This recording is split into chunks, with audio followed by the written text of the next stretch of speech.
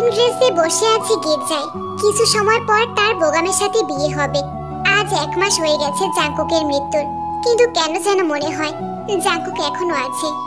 জাঙ্কুকে নিজের আশেপাশে অনুভব করে তে। জাঙ্কুকের বলা শেষ কথাগুলো তে ভুলতে পারছে না। তের মৃত্যু না হলেও মৃত্যু সমান যন্ত্রণা ভোগ করছে।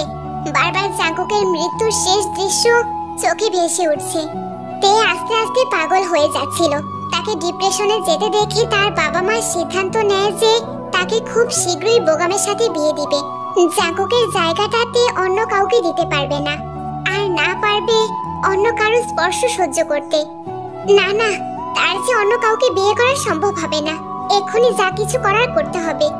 বোগামকে বিয়ে না করার ব্যাপারটা জানাতে তে বোগামের বাড়িতে চলে আসে। বোগাম নিজের বেডরুমের জানালার পাশে বড় সোফায় হেলান দিয়ে বসে আছে। হে কাই, তুমি কি সত্যি সত্যি এই মেয়েকে বিয়ে করছো? আমি যে তোমাকে ভালোবাসি, তোমার জন্য কি না করেছি। একজন ভ্যাম্পায়ার হয়েও প্রথম থেকে তোমার সাথে আছি। নিজের পরিবার, নিজের ভাইয়ের বিরুদ্ধে এসেছি শুধু তোমার জন্য। কেউ জানে না তুমি সেই নেকড়েদের কিং কাই। সেদিন জাঙ্কুকের কাছ থেকে আমি তোমাকে বাঁচিয়েছি, আমি তোমাকে পালাতে সাহায্য করেছি। আর আজ তুমি আমাকে রেখে ওই মেয়েকে বিয়ে করছো। তোমার তো তাকে শুধু প্রয়োজন, তাহলে বিয়ে কেন করছো? তুমি তো তাকে বলে দিলেই পারো। ওহো ডার্লিং, তুমি কেন এত অধৈর্য? আমি তো তোমারই। তে তো জাস্ট একটা মোহরা এই খেলার। তেকে আমি বিয়ে করছি শুধু ক্ষমতার শক্তির জন্য। তেকে বিয়ে করে আমাদের প্রথম সন্তান হওয়ার পর তাকে বলে দিয়ে শক্তি হাসিল করব। তারপর তেকেও খুন করব। ওই জাঙ্কুক ইলসাকে আমার থেকে দূর করেছে, তাই আমিও ওর থেকে তেকে দূর করেছি। সত্যি তো এটাই যে জাঙ্কুক পাগলের মতো তেকে ভালোবাসে, আর আমি তাকেই খুনি প্রমাণ করেছি। বেচারা ভ্যাম্পায়ার কিং নিজের ভালোবাসার হাতে খুন হয়েছে। ও তো জানতেও পারলো না তেকে দিয়ে আমিই তাকে খুন করিয়েছি।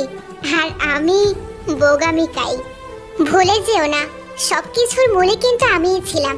আমি তোমার চেহারা পরিবর্তন করে সাহায্য করেছি, নতুন করে তোমার পরিচয় গড়ে তুলেছি। দুনিয়ার সবার কাছ থেকে তোমার পরিচয় গোপন করেছি যে তুমিই কাই আর তুমিই বোগাম। হঠাৎই নিচে কিছু পড়ার শব্দ পায় কাই, আই মিন বোগাম। আয়ু আর বোগাম তাকিয়ে দেখে যে তে দাঁড়িয়ে আছে, আর ওর পাশেই ফুলদানিটা নিচে পড়ে আছে। তে নিজের চোখ কানকে বিশ্বাস করতে পারছে না। বোগাম আস্তে আস্তে তের দিকে এগোচ্ছে। তে ভয়ে ভয়ে পিছাচ্ছে। যা শুনেছো সব ভুলে যাও, কিছু সময় পর আমাদের বিয়ে। Get ready sweet heart. কি ভেবেছিস আমি এই বিয়ে করব? কখনোই না। আমি জাঙ্কুকের ছিলাম, আছি, থাকবো। সিরিয়াসলি? জাঙ্কুকের, যাকে তুমি নিজ হাতে খুন করেছো? তোমার জাঙ্কুক আর ফিরবে না। সো তোমার জন্য এটাই ভালো হবে যে তুমি আমার প্রপোজালে রাজি হয়ে যাও। তুমি আমার কুইন হবে, আমরা পুরো পৃথিবী শাসন করব। তে বোগামকে জোরে একটা ধাক্কা মারে। আমি কখনো তোমার হব না, দরকার হয় নিজেকে শেষ করে দিব, তাও তোমার হব না। কথাটা শুনতেই বোগাম তের চুলের মুঠিতে ধরে কাছে টেনে আনে। তে ব্যথায় চোখ বন্ধ করে ফেলে। তুই তো আমারই হবি। 400 বছর অপেক্ষা করেছি তোর জন্য। তোকে আমার চাই চাই। তোকে তখন আমার রানী করতে চেয়েছি, আর তুই কি করেছিস? ওই জাঙ্কুকের সাথে রাজলীলা করেছিস, তাই তখন তোকে শেষ করে দিয়েছি। সবাই সেটা আত্মহত্যা ভেবে নিয়েছে, কিন্তু সেই জাঙ্কুকের রাগের জন্য আমার সবকিছু শেষ হয়েছে। তাই তখন থেকে প্রত্যেকটা মুহূর্ত জাঙ্কুককে শেষ করার কথা ভেবেছি। বোগামের কাছ থেকে সবকিছু শুনতে পেরে তেরও আগের জন্মের স্মৃতি ফিরে আসে। ও বুঝতে পারে তখন সে জাঙ্কুকের ইলসা ছিল।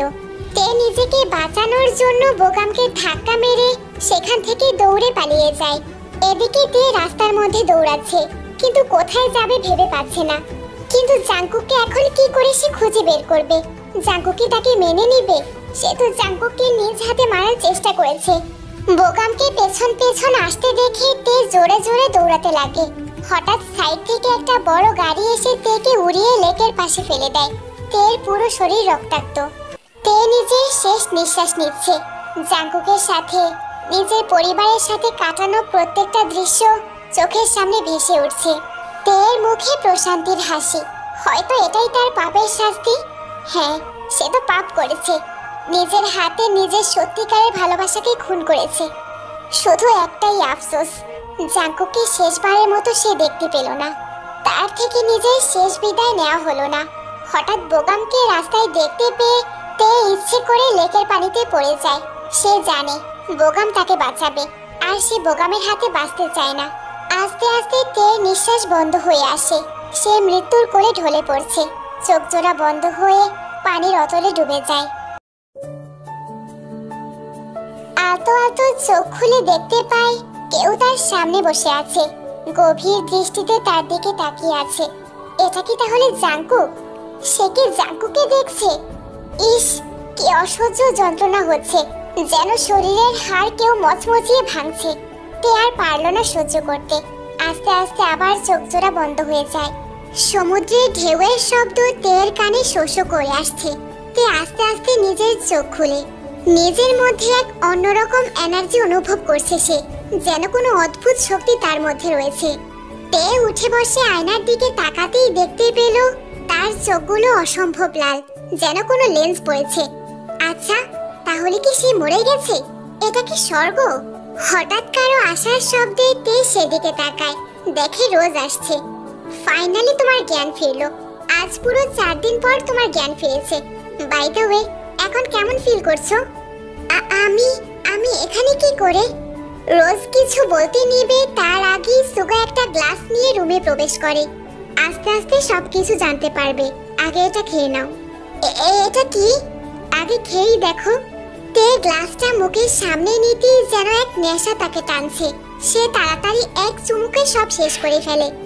এটা কি ছিল? রক্ত, মানুষের রক্ত। তের এবার সবকিছু গুলিয়ে আসছে। অনেক কষ্টের পর নিজেকে সামলায়। Are you mad? তুমি আমাকে রক্ত খাইয়েছো? না, তুমি নিজে খেয়েছো। তাতে যেন তের রাগ আরো বেড়ে যায়। রোজ তাকে শান্ত করার চেষ্টা করে। রিল্যাক্স, সুগা যা করেছে তা তোমার ভালোর জন্য। তুমি এখন আর সাধারণ মানুষ নও, তুমি একজন ভ্যাম্পায়ার। কথাটা শুনে তে স্তব্ধ হয়ে যায়। আমাদের কাছে তোমাকে বাঁচানোর আর অন্য কোনো রাস্তা ছিল না তে। এটা সত্যিই তোমার নিয়তি ছিল। আর তুমিও কি ভ্যাম্পায়ার? না, নেকড়ে।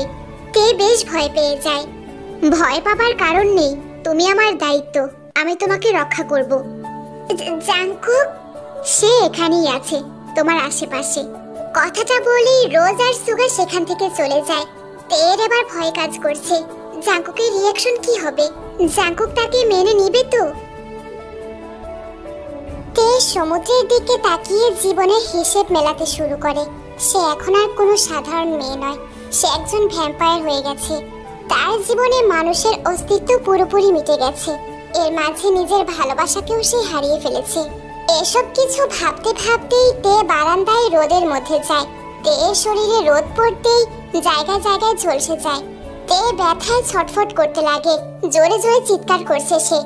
তের চিৎকার শুনে রোজ আর সুগা দৌড়ে আসে। রোজ তের শরীরে ঝলসানো জায়গাগুলো দেখে ঘাবড়ে যায়। তাড়াতাড়ি করে তেকে বিছানায় বসিয়ে তের ব্যথা নিবারণ করার চেষ্টা করছে।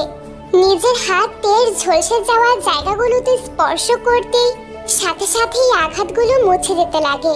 তে অবাক চোখে রোজের দিকে তাকিয়ে আছে। তুমি এখনো পুরোপুরি শক্তি নিজের আয়ত্তে আনতে পারোনি। তুমি এখনো একজন সাধারণ ভ্যাম্পায়ার, তাই তোমাকে সাবধানে থাকতে হবে। নিজের মধ্যে আয়ত্ত আনতে হবে। রোদে গেলে তোমার শরীর ঝলসে যাবে। যখন রক্তের পিপাসা পাবে সে সময় নিজের উপর কন্ট্রোল করতে হবে। মানুষের রক্তের ঘ্রাণ তোমাকে টানবে, কিন্তু তোমাকে নিজের উপর কন্ট্রোলে চলবে না। বিকাল পেরিয়ে সন্ধ্যা ঘনিয়ে আসছে। সুগা আর রোজ বাহিরে শিকারে গিয়েছে। তে একা বসে জাঙ্কুকের ভাবনায় বিভোর হয়ে আছে। সে এখানে আসার পর একবারের জন্যও জাঙ্কুককে দেখেনি। জাঙ্কুকের অস্তিত্ব তার আশেপাশেই টের পেয়েছে, কিন্তু জাঙ্কুক তার চোখের সামনে একবারের জন্যও আসেনি। আচ্ছা, জাঙ্কুক কি তাহলে সত্যি সত্যি ঘৃণা করে? অনেক বেশি ঘৃণা করে? শুধু কি দায়িত্বের জন্যই তাকে বাঁচিয়েছে, নাকি ভালোবাসাও আছে?